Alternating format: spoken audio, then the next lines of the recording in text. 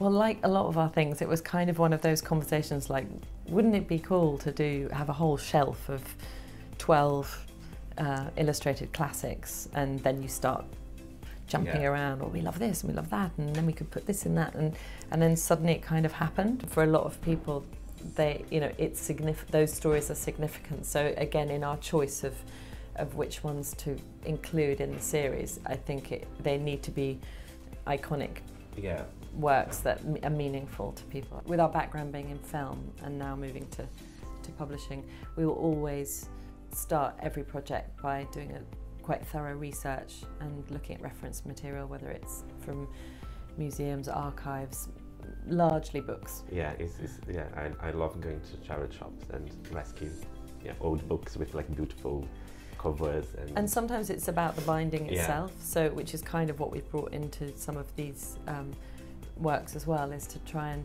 feel like the book is actually from the world rather than just the illustrations within it. Eduardo does a very sort of thorough book map at the beginning to identify what's best in illustrations and spot art and the interactive pieces.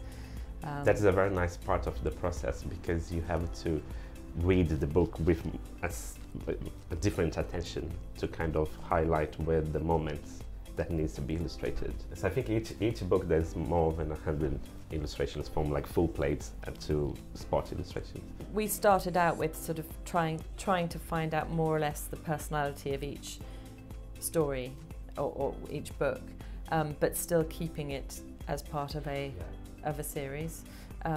So that was quite a conscious decision in the first one, to come up with a cover design that could work for a series, so we could have a kind of system, if you like, that can kind of bolt in other things.